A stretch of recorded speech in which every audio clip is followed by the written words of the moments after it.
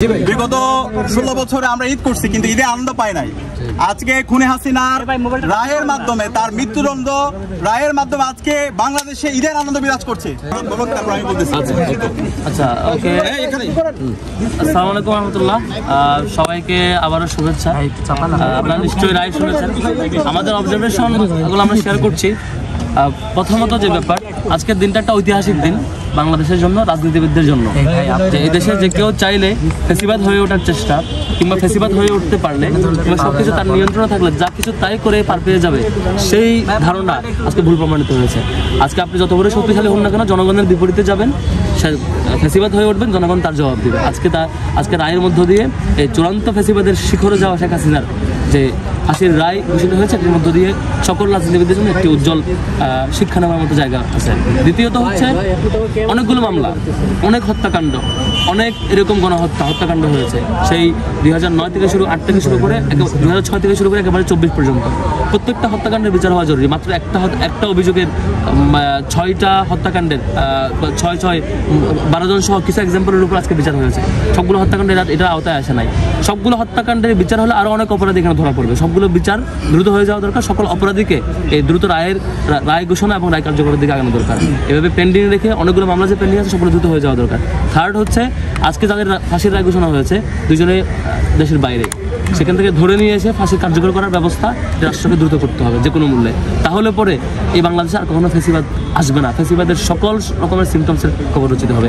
বাকিটা ফিডব্যাক দেওয়ার অনুরোধ করছি আমাদের সবাইকে ধন্যবাদ। আজকে আমাদের ঈদের দিনের মতো আনন্দ। বিগত 16 বছরে আমরা ঈদ করছি কিন্তু ঈদে আনন্দ পাই নাই। আজকে খুনে হাসিনার রায়ের মাধ্যমে তার মৃত্যুদণ্ড রায়ের মাধ্যমে আজকে বাংলাদেশে ঈদের আনন্দ বিরাজ করছে। এবং একই সাথে আজকের এই রায়ের মাধ্যমে জুলাই বিজয় হয়েছে, জুলাইয়ের প্রজন্ম বিজয় হয়েছে, ইনসাফের বিজয় হয়েছে। তো আমরা প্রথমত হচ্ছে আমাদের আন্তর্জাতিক অপরাধ ট্রাইব্যুনালকে ধন্যবাদ জানাচ্ছি, এরপর হচ্ছে ইন্টারিম সরকারকে ধন্যবাদ জানাচ্ছি। এই খুনি হাসিনাকে যে মৃত্যুদণ্ড রায়, তার যে অপরাধ, সেই অপরাধ অনুযায়ী তার প্রথম রায়, তাকে মৃত্যুদণ্ডের রায় ঘোষণা দেওয়ার জন্য। একই সাথে সাবেক স্বরাষ্ট্র মন্ত্রী খুনি আসাদুজ্জামান কামাল, তার মৃত্যুদণ্ড রায় ঘোষণা দেওয়ার জন্য।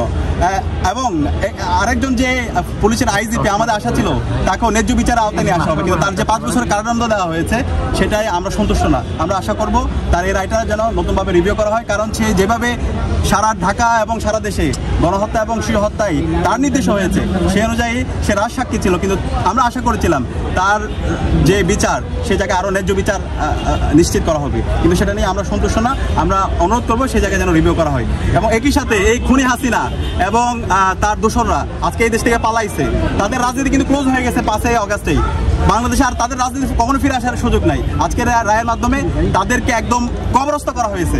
আওয়ামী লীগের রাজনীতি এবং সন্ত্রাসীদের রাজনীতি একদম মাটির নিচে তাদেরকে দাফন করে ফেলা হয়েছে। এখন মূল কাজ হবে এই খুনি হাসিনা এবং তার দোষরদেরকে দেশে নিয়ে আসা, দেশে নিয়ে এসে রায় কার্যকর করা, ফাঁসিতে ঝোলানো। এটা আমাদের সবার দাবি, এটা শহীদদের দাবি, শহীদ পরিবারের দাবি। তো আমরা খুব দ্রুত সময়ের মধ্যে সবাইকে অনুরোধ করবো, যারা দায়িত্বশীল পর্যায়ে আছে, ইন্টারিম এবং হচ্ছে আন্তর্জাতিক অপরাধ ট্রাইব্যুনালের যে প্রসিডিউরগুলো আছে সেগুলো শেষ করে খুব দ্রুতই খুনি হাসিনা এবং তার দোষরদেরকে নিয়ে এসে তাদেরকে যেন দ্রুত ফাঁসিতে ঝুলাইয়া রায় কার্যকর করা হয়, সেই দাবি থাকবে। ধন্যবাদ।